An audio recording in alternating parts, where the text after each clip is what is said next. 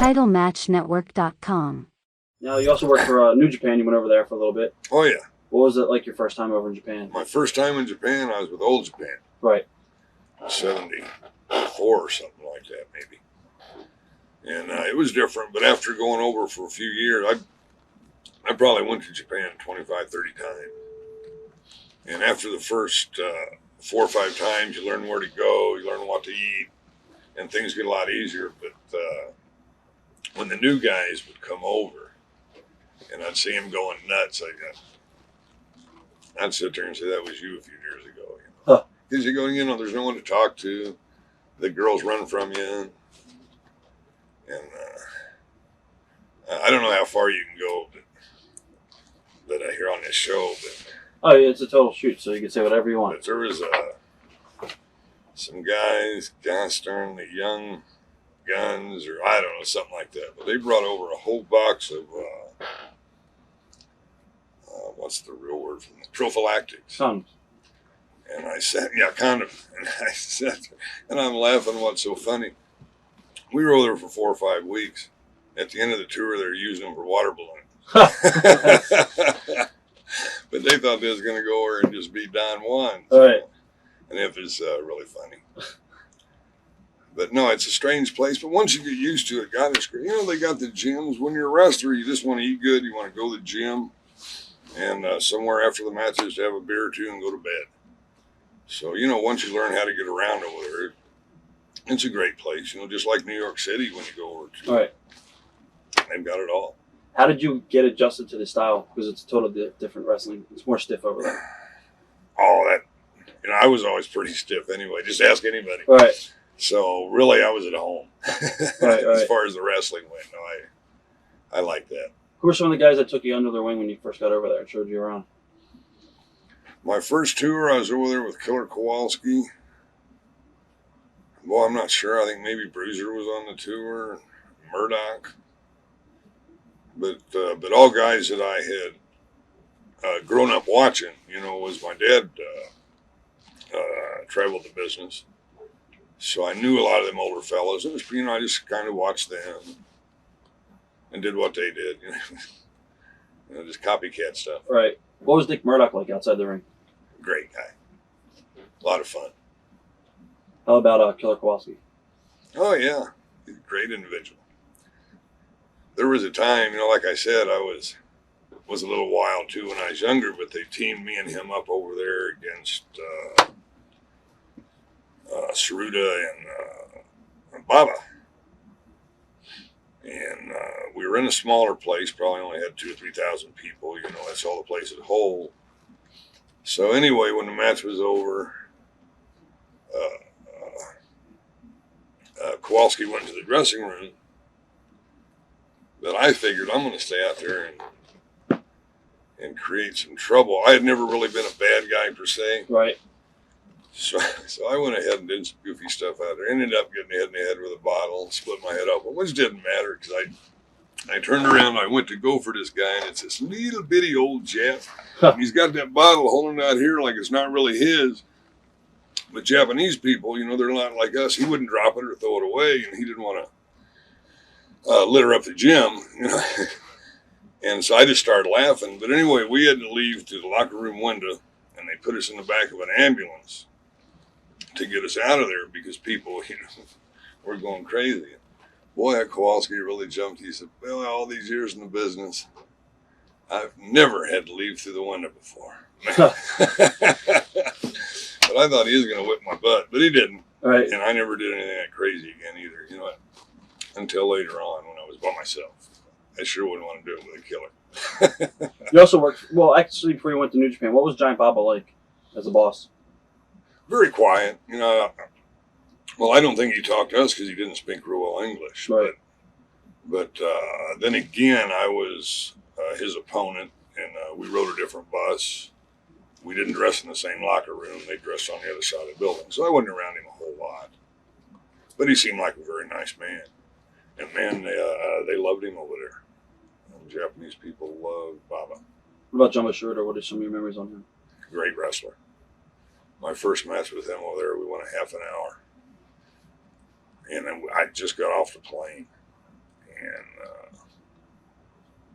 I had to really hold myself so I wouldn't throw up on the way back to the dressing room. I was sucking some air. Right. But, you know, you had to get used to it over there a little bit too, and the time travel. But boy, that 30 minutes, that first night in, that was tough. And I was only about 24.5. You know, I was in great shape. Right. Thinking, God, what's wrong with me?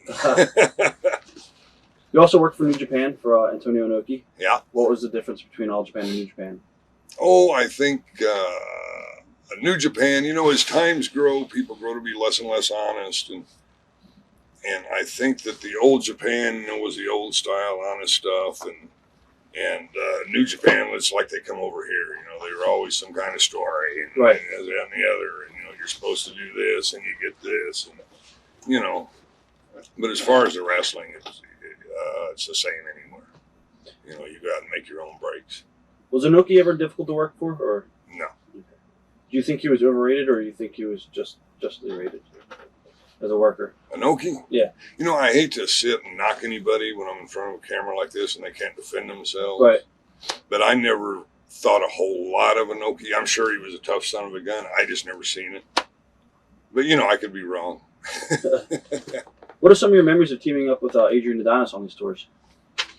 Oh, yeah. Adrian and I teamed up a lot over there together. I really liked Adrian. I understood Adrian. And so I enjoyed being with him. We were getting ready to go back over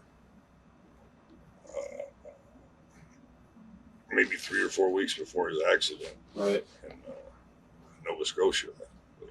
Canada. Now, you also teamed up, I guess, with Don Canoodle, and you worked, I guess, in the Von Erichs, was it, in the tag team tournament?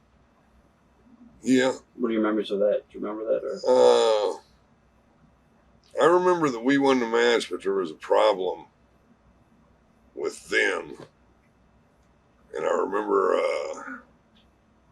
me and Murdoch were in Japan, and we was working with the Von Erichs. We were in the finals of some tournament. They come over and they go, "We want you to drop the fall." I said, "No." And I'd never done that before. Right. I said, "No." They go, "Well, what do you mean no?" I said, "Well, there was a time they were asked to do it for me and they refused. So just tell them to go out there, and if they can beat me, they can beat me." So they looked at Murdoch. Murdoch goes, "Oh, I'm with Bob." So me and Murdoch go out to the ring. We're in the ring about 10, 15 minutes. Probably wasn't that long, but seemed like it. And all of a sudden, here come two little Japs down the aisle. Von Erichs wouldn't come out. That's great. But, you know, you got to have some fun once in a while. Ricky Steamboat, he was in the territory. What are your memories on Ricky? Fantastic. He could do anything, smooth as silk. And gentleman. Jimmy Valiant, the Boogie Woogie Man. The Boogie Woogie Man. He could do some boogie woogie. Huh. Jimmy was a great guy too. You know, just I was never really around Jimmy, you know, outside of the business or anything like that, or 90% of these fellas. But when you got around them at the matches, you know, they were all pretty good guys. Memories of some of your Japan tours. I think after that you went back to Japan with Scott Hall. And Yeah, I Murdoch. was over with Scott and Dick, sure. Yeah, the 3-man tag team thing. Yes. I think we took second. If I'm not mistaken, there were some damn Japs that beat us. But anyway, that's another story. But no, tours of them guys, both of them are good fellows. And when you get over there with some good people, you know, it really makes the tour short and enjoyable. Did Japan change at all from the last time you were there? I went there from like 74, say, to probably 94. And I really, the companies I was with stayed, I think, pretty much the same. Pretty much the same guys I was working with for the whole 20 years. But the smaller promotions that would start up, and you just read about it in the paper, you see it or something, you know, got into the barbed wire matches. I guess FMW. What prompted the ECW thing over here, I don't know. But, you know, and the bombs and all that and stuff. stuff like that. You read about it, but no, I think the companies I went with stayed pretty much to just wrestling, and like you had mentioned earlier, they stayed pretty snug. Now, you also went back over to Japan and worked for Tenru's Strong Style, SWS, I believe it was. Oh yeah, a couple, 3 times. Any memories of that? No, not really. Not really. I was over there with Bradshaw. Was over there Right. when I went, Johnny Rides.